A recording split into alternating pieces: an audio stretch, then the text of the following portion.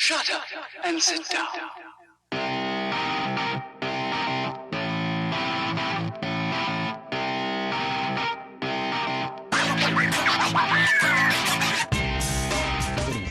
Okay, it's recording. Welcome to Project Making Biltong in Vanuatu in a tropical climate. This is what we're trying to do. So that's Mari. She's going to help me with all this.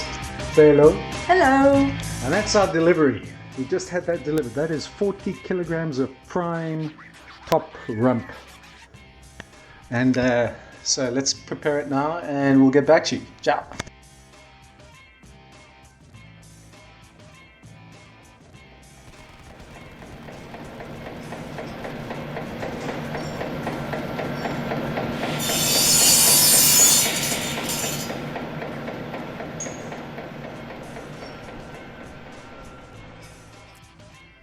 Okay, well that's an incredible amount of beef. Organic prime Vanuatu beef, which we now have to prepare. It's going to take us a while. Okay, this is the cutting process. Mari's cutting the meat into our strips that we require. As you can see, you always cut with the grain. We chose to have top side that has no fat on it, so we get more money for our buck, or more meat for the buck. And it's up to you. If you cut it very thin, you'll get your biltong sooner and you can get it much drier, or you can cut it thick like this. And small steak for tonight? Oh, fantastic, fantastic.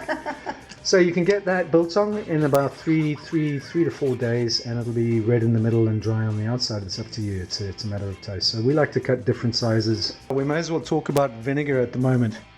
So white vinegar is a no-no. You never use white vinegar for biltong.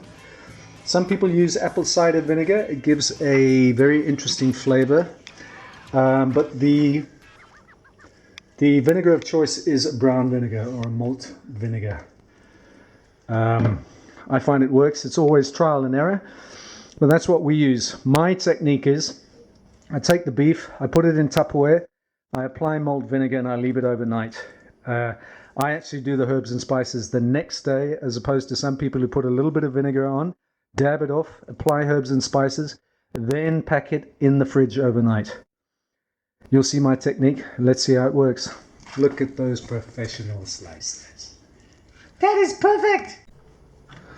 So take the malt vinegar, apply liberally to the Tupperware, a little bit in the bottom, and some people like to add a little bit of Worcester sauce. So just a liberal amount, swirl it around, and the meat will go in there, and then I'll apply vinegar to the top. Oh, what's going on? What's going on, doggy? What's going on? Oh. Coming too close from the meat. Then take your meat and slop it in. Now what the meat does, it actually, it's the, what do you call it? The acid in the vinegar cooks the protein. So what you have is a kind of a carpaccio effect, which assists in curing the meat and helping it dry. And more importantly, it prevents mold, mold growing on the meat, because this is your biggest problem with making biltong, and particularly in hot climates and humid climates like Vanuatu. I'll show you a couple of tricks later on how to deal with that. So there's the meat. We'll fill that up, put a Tupperware on. It'll be nicely packed. Leave it overnight, and we'll do part 2 tomorrow. Yeah. Okay, so it's the next day and the biltong's been soaking all night. Now this is the tricky part, adding the spices. Now spices are trial and error.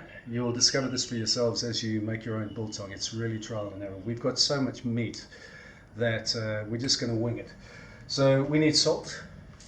We're going to have a small proportion of salt. This cures the meat and it keeps it from molding. So we'll add a bit in there, like so. Over here, I've been lightly roasting coriander. Now coriander is the main ingredient for biltong. We roast it because it releases the oils and flavors. This we're going to put in a grinder over here, this NutriBullet, but we won't grind it much. A better solution is actually to use a mortar and pestle. You actually want it quite coarse, and you want the little kernels to adhere to the meat. Okay, we'll also add a little bit of pepper. Some people like pepper, so we'll throw a little bit of pepper inside. And of course, we'll throw our coriander in here. No, we'll use a funnel, but I won't show you that. Then we're going to grind it. If you like, we can add some steak and chop spice, which I got especially from South Africa. I'm going to add some of this just to give it a little bit of flavor. So I'll add it to parts of the batch.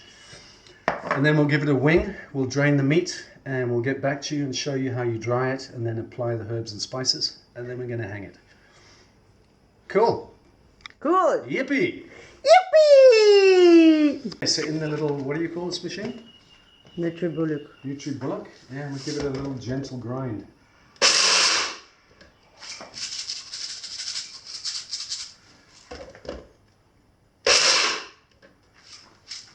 Okay, it's quite difficult to do without a mortar and pestle. Okay, that's what we're going to have. We've still got some lots of hard ones in there, so we can use that. Lots of whole ones. Okay. That's the end result. We made quite a few batches of it, so that's a nice full bowl.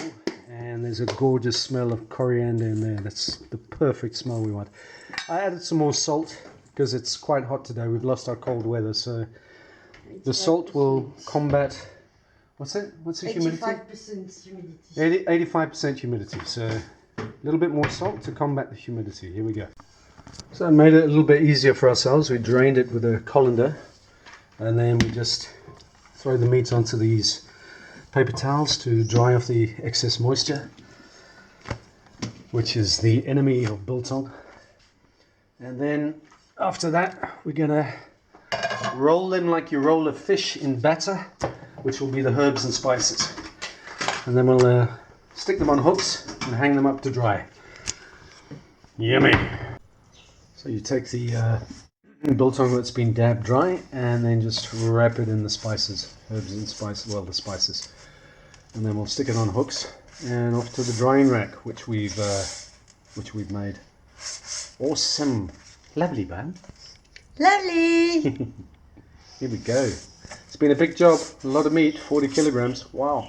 To hang the biltong is quite simple. Take some wire, just crimp the end, small end for the biltong, and then make a nice big end depending on what you're hanging it over at the side and cut off. And that's it. Then you take your little hook, follow me here, and you insert so, and watch your fingers, and then you just hang. So you want to hang from the thickest end. Okay, cool. Let's go do it. Thanks, bud. So this is our homemade setup over here. You can see we've got the air conditioner to take the humidity out of the room, which is quite important. It's 86 humidity today, so we lost our cold snap. And then what we're doing is you just thread the meat and then apply and hang it. You want to keep it spaced. The biltong mustn't touch. Anywhere it touches, you're going to get moldy. Yeah, that's it. That's 40 kilograms hanging right there. We'll finish the job. And then we'll come back when it's all dried and we'll have a taste and a cut and see how it's going. Good luck with it. Yippee! Yippee! It's been a week. We've done it. The biltong is dry, no mold. We got away with it even though it was hot weather. Come down here and have a look. Just cut it there. Beautifully red in the middle. There's not too much crust around the edge because we used a very gentle blowing effect and a lot of air conditioner on and off during the day. And the proof's in the pudding. Let's have a quick taste.